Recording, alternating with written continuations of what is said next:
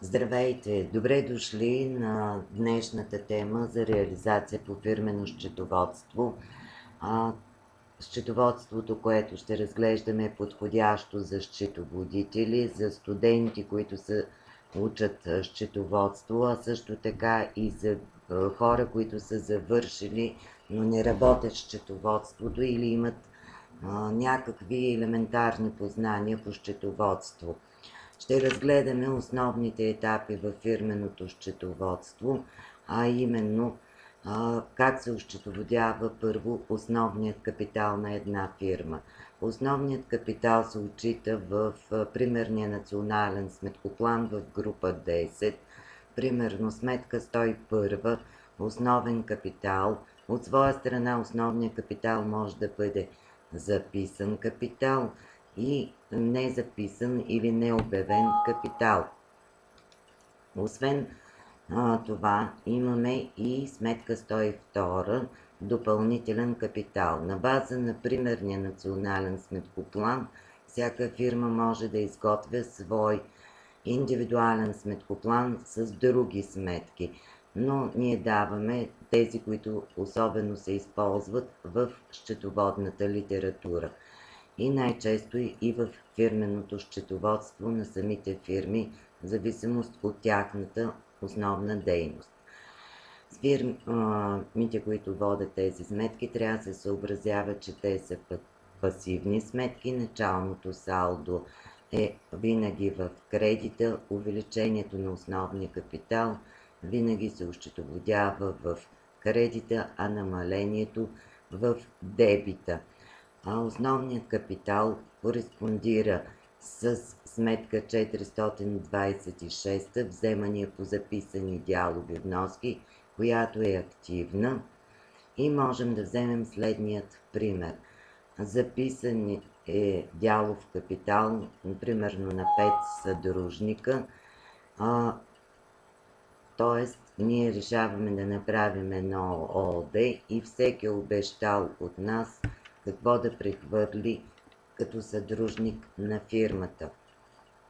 Тогава ще имаме дебит сметка 426, вземания по записани дялови вноски, на кредит сметка основен капитал.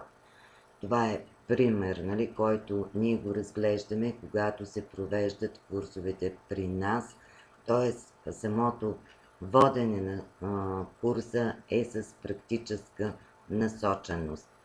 Следващата група, която ще разгледаме, това е какво представляват дълготрайните материални активи и как се осчетоводяват те. Всеки знае от общата теория на счетоводството или от основите на счетоводството, че дълготрайните материални активи принасят своята стойност на части върху стойността на новосъздадения продукт за по-дълъг период от време. Именно за това в примерния национален сметкоплан дълготрайните материални активи се разглеждат в група 20, или това са сметки 201 земя, сметка 203 сгради, сметка 204 машини и съоръжения, сметка 205 транспортни средства и така нататък. Да не споменаваме всички, но това са сметки, които могат да се променят в индивидуалния сметкоплан на всяка фирма и в зависимост те ще се осчетоводяват от счетоводната политика на фирмата и прилагането на националните счетоводни стандарти и международните счетоводни стандарти. Характерно е за дълготрайните материални активи, че се начислява амортизация за стойност над 700 лева. Т.е. счетоводителите казват прага на същественост да бъде 700 и над 700 лева, без да се включва ДДС.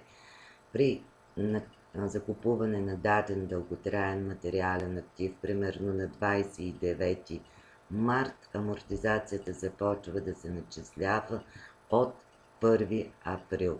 Независимо дали сме си купили кола, апартамент, каквото и да е. Ако си купим, примерно, автомобил, дори да седи в даден гараж, амортизация ние начисляваме за срока, за който е необходимо съгласно Закона за корпоративно доходно облагане и счетоводния стандарт. Тоест, един автомобил се изхабява за 4 години. Най-често използваният метод, това е линейният метод. Тоест, примерно сме закупили автомобил за 20 000 лева, данъчна основа, без ДДС говорим. Тоест, неговото изхабяване ще бъде в рамките на 4 години. Пълната амортизация е 100%, разделяме на 25%, тъй като толкова е по стандарт и по Закона за корпоративно подоходно облагане, и амортизацията е за 4 години.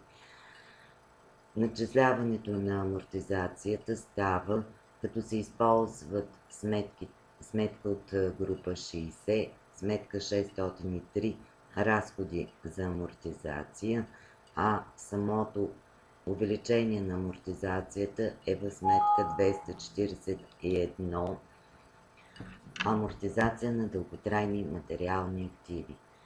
След амортизирането на даден актив, амортизацията се отписва. Или ако продадем този автомобил, който закупихме за 20 000 на третата година, ще отпишем амортизацията, на която е натрупана за 2 години, като съставим счетоводната статия дебит, сметка 241 амортизация на дълготрайни материални активи, на кредит сметка 205 транспортни средства. При дълготрайните материални активи се разглежда и лизинга, който е един от най-характерно използваните методи, така да се каже, от собствениците. Много фирми закупуват автомобили, машини на лизинг. Разглеждаме и различните видове лизинг, оперативен лизинг, финансов лизинг, разликата между оперативния и финансовия лизинг, съответно експлоатационен лизинг. Това всичко се разглежда на курса по фирмено счетоводство. Нека да се спрем и на следващата тема. Това са краткотрайните материални активи. Всеки знае, че краткотраен материален актив е актива, който пренася своята стойност наведнъж върху стойността на новосъздадения продукт. В фирменото счетоводство се разглеждат сметките от група 30 и 31 от примерния национален сметкоплан, а именно сметка 301 доставки, сметка 302 материали, сметка 303 продукция, сметка 304 стоки, имаме и отделно стоки на път, и сметките от група 31, които се занимават с счетоводното отчитане на биологичните единици. Аналогичен е начина на осчетоводяване и при краткотрайните материални активи от група 30 и при сметките от група 31. И двете групи са активни, началното салдо е в дебита, увеличението е в дебита, намалението е в кредита. Увеличението на дълготрайните материални активи става чрез закупуване, чрез дарение, а намалението чрез влагане, примерно в производството, чрез продажба. И нека да вземем примерно един пример. Закупени са материали на стойност 20 000 лева. Те ще се осчетоводят, като се дебитира сметка 302 материали и се кредитира сметка 401 доставчици съгласно получената фактура. При дълготрайните материални, при краткотрайните материални активи е характерно, че те могат и да се бракуват, но това ще го разгледаме при разходите по икономически елементи, как се осчетоводява. Характерното е, че при краткотрайните и дълготрайните материални активи се прави инвентаризация съгласно счетоводните стандарти. Инвентаризацията е способ, който установява наличността в дадена фирма чрез мерене, тегляне, броене, т.е. тъй нареченото метод в натура. Инвентаризацията се извършва на определен период от време. В някои фирми му викат ревизия и се извършва съгласно заповед на собственика на фирмата.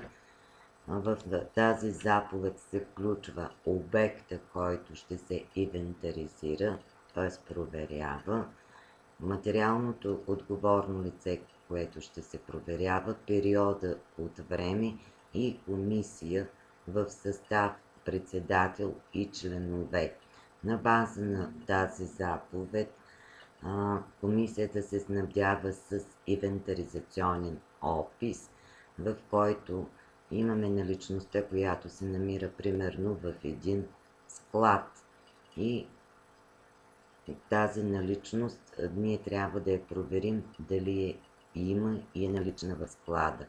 Дали има вина материално отговорното лице за нещо, ако липсва, или няма. На база на инвентаризационния опис се проверява обекта и се вижда, ако има в повече, т.е. намираме допълнително един пакет или 10 пакета сол, и означава, че имаме излишък. Ако намерим всичко нормално, колкото е по инвентаризационния опис, толкова не в момента, означава, че всичко е нормално. Но ако установим липса, т.е. имаме 100 бройки, 100 бутилки, примерно олио, и липсват 40 бройки, трябва да установим чия е вината. Т.е. вината може да бъде на материално отговорното лице, но да бъде и за сметка на фирмата. Т.е. може да е установена кражба на материал. Не от страна на материално отговорното лице, а на друго лице, което примерно е разбило склада, или пък най-често в момента се случва за разбиване на склад или нещо. Това се установява от полицията съгласно констативен протокол. Може да е поради стихийно бедствие или някаква авария. В случая, ако материално отговорното лице не е виновно, всички разходи са за сметка на фирмата. Но ако липсата е поради вина на материално отговорното лице, вече това се осчетоводява с сметките от група 44 от примерния национален сметкоплан. Характерно е, че при на самото осчетоводяване се дебитира сметка 442. Така да се каже, има и такава песен на певица, така ли нашата система 442, и много лесно се запомнят вземания по записани дялови вноски. Т.е. всичко, което ще включим, ще бъде платено от материално отговорното лице. Значи, ще имаме дебет сметка 442, вземания по липси на чети, и започваме да кредитираме сметка, примерно 302, ако липсват материали, или 304 стоки, с балансовата стойност на дадения продукт, който е откраднат. Ще кредитираме сметка ценови разлики 443. Това е разликата между продажната стойност, по която бихме продали откраднатия или липсващия продукт, и отчетната или още балансовата стойност.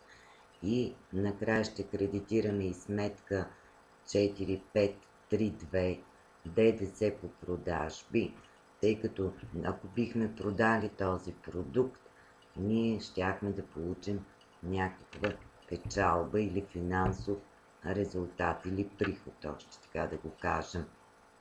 Но който дойде, ще разбере по-подробно за какво става въпрос и как се осчетоводяват всички особености на инвентаризацията. Как се осчетоводяват паричните средства във фирмата? Всеки от нас непрекъснато, било то в джоба си, било то в чантата си, има някакви парични средства. Паричните средства биват в левова равностойност или в съответната валута. Така и при фирмите. Имаме каса в лева, лева имаме и в валута. Имаме разплащателна сметка в лева, имаме и разплащателна сметка в валута. Ако счетоводяваме в български лев, нямаме никакви разлики. Но ако счетоводяваме в дадена валута, винаги можем да получим курсови разлики. Това се получава и когато отиваме да обменяме в едно чендж бюро. Валута също имаме разлика. Или ще загубим, или ще спечелим. Така че винаги има някакъв резултат, било то печалба или загуба от обмяната на валута.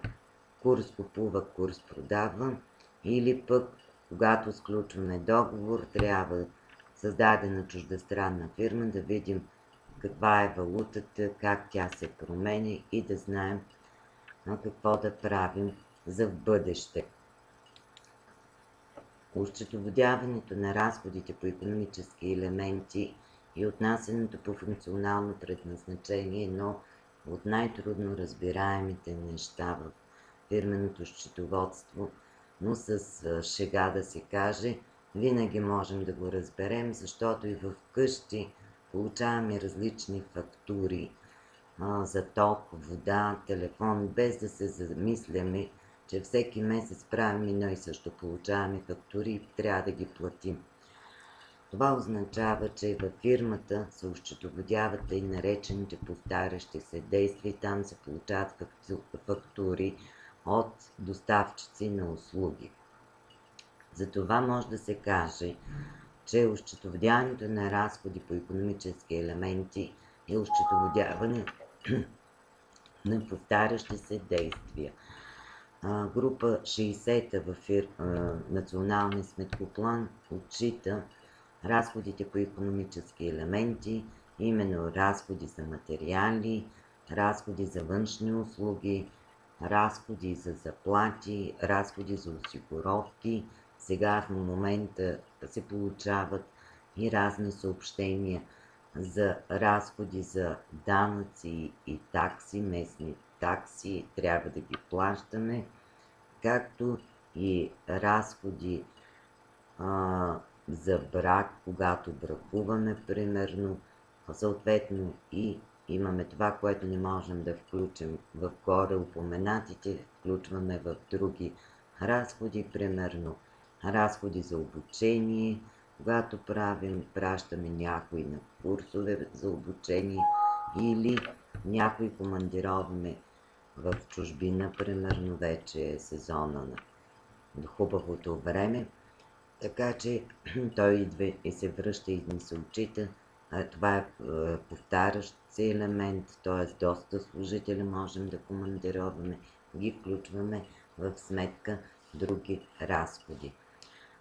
Което по-лесно може да се запомни, че разходите са активни сметки, дебитират се с увеличението на разхода, а се кредитират срещу, примерно, сметка доставчици, сметка каса, зависи дали сме получили фактура, дали сме платили директно, но важното е да се запомни, че сметките от група 60 разходи по икономически елементи трябва задължително да се приключи с сметките от група 61 разходи за дейността. В счетоводството се казва, че това се тъй нареченото отнасяне по функционално предназначение, т.е. по вид дейност.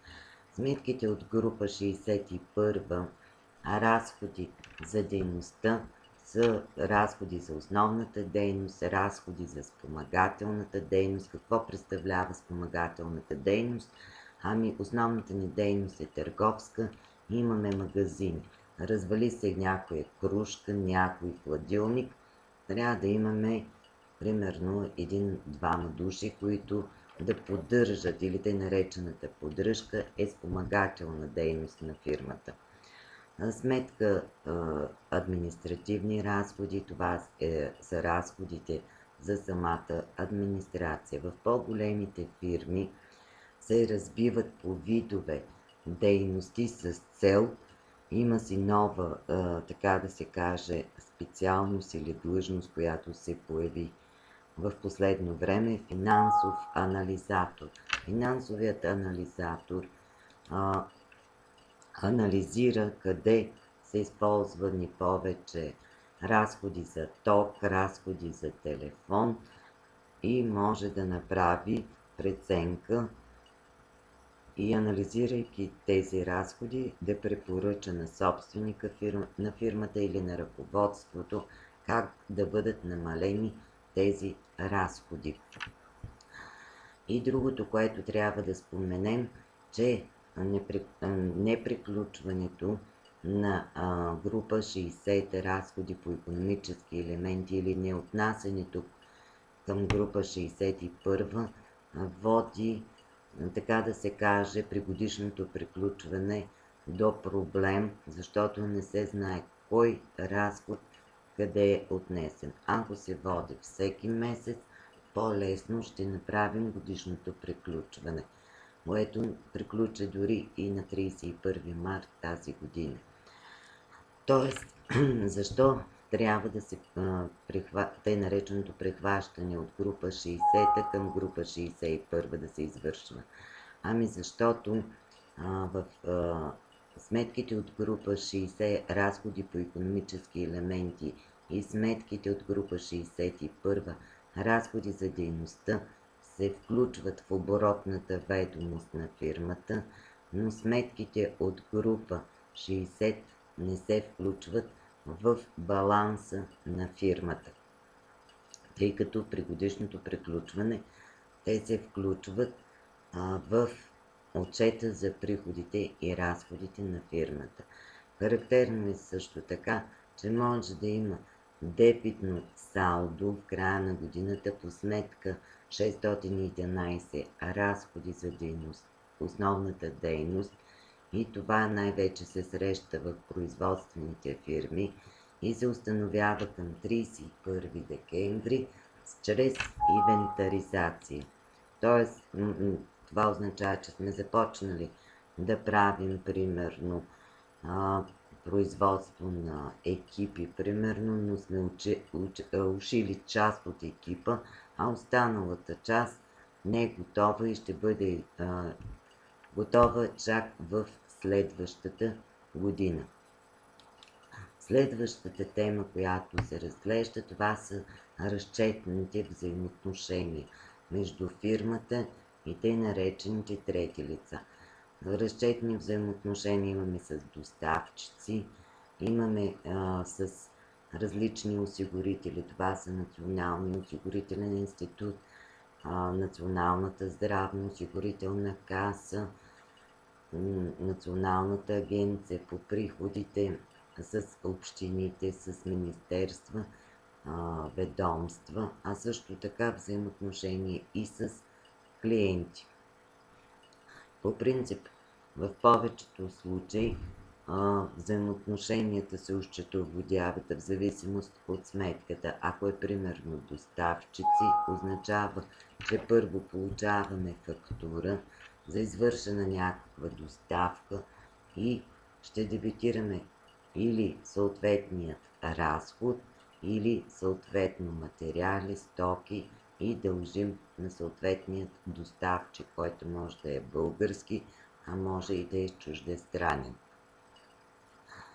Съответно, когато начисляваме заплати или изготвяме заплати, имаме взаимоотношения с персонала, че дължим някакво трудово възнаграждение. Използвайки сметка 604 от група 60, ще дебитираме разходи за заплати и ще кредитираме сметка 421 персонал. Това означава, че даден служител във фирмата изготвя ведомост за заплати. Отделно всеки месец се начисляват и осигуровки за сметка на работодателя и за сметка на лицата, работещи по трудово правоотношение, т.е. тъй наречените лични осигуровки. В България процентното съотношение на фондовете в повечето случаи е 60 към 40. Примерно, да вземем фонд безработица. Общият процент е 1%, съотношението работодател, работник и служител е 0,60, за сметка на работодателя 0,40, за сметка на работника и служителя. И това нещо се ощетоводява, като следва да се има и предвид, че имаме две групи лица. Едната група е лица, родени до 31 декември 1959 година и другата група лица са родените от 1.1.1960 година насам. Тоест всичко, което фирмата дължи или има да взема, е ощетоводявано, но това са примерни различни казуси, които се разглеждат при нас, дори и по метода на ролевата игра. Всяка фирма, за да съществува, нейната основна цел е да получава някакви приходи, т.е. не само да прави разходи. Приходите в фирмата са от група, се ощетоводяват, като се използва сметките от група 70, приходи от продажби. Тук се разглеждат приходи от продажби на продукция, приходи от продажби на стоки, приходи от услуги, приходи от продажба на дълготрайни активи и други приходи. Приходните сметки най-лесно може да се запомни, че започват с цифрата 7 от примерния национален сметкоплан. Някои са кръстили сметкопланът малко на шега, че бил телефонен указател. Не е телефонен указател, но изглежда като такъв. Приходните сметки са пасивни и се кредитират при увеличаване на прихода. Значи, ако купим примерно 10 бутилки минерална вода за 15 лева, означава, че ще ощетоводим дебит сметка стоки на кредит сметка доставчици 15 лева. Решаваме да се впуснем, така да се каже, в продавалник.com, бившият сайт, нали, сега е друго наименованието, и да продадем тези бутилки за 25 лева. Тоест ще имаме дебит сметка клиенти на кредит сметка приходи от продажба на стоки 25 лева. Реално, след което трябва от приходите да дръпнем направения разход за покупката на тези бутилки с 15 лева, означава, че ще дебитираме сметка приходи от продажба на стоки и ще кредитираме сметка стоки с 15 лева. По този начин сме се освободили или сме си махнали бутилките с минерална вода. И остава да ощетоводим финансовият резултат, който ще го разгледаме след малко. И ето самият наш финансов резултат от бутилките с минерална вода. Щастливи сме, доволни сме, защото спечелихме цели 10 лева от минералната вода, а навънка е жега, всеки търси минерална вода и то студена. В случая какво ще имаме? Ще имаме печалба от 10 лева, но това ще ни е счетоводната печалба. Финансовият резултат в сметкоплана, националния примерен сметкоплан, се отчита в група 12. И тук е най-трудничко за счетоводителите, защото тази група сметките можем да кажем, че са шарени. Защо шарени? Защото са и активни, и пасивни, пък може да са и активно-пасивни. Примерно сметка 121 е загуба от минали години и тя си е активна. Сметка 122 е неразпределена печалба от минали години. Тя си е пасивна. Тоест, не винаги ние можем да приключим на печалба, а в някои от периодите може да сме приключили на загуба. И накрая, най-интересната сметка, това е 123-та сметка, печалба и загуба от текущата година. Наскоро счетоводителите 3 месеца се бореха, за да установят финансов резултат по тази сметка. Тя е активно-пасивна. Активна е, когато приключваме на загуба към 31 декември и пасивна е, когато приключваме на печалба.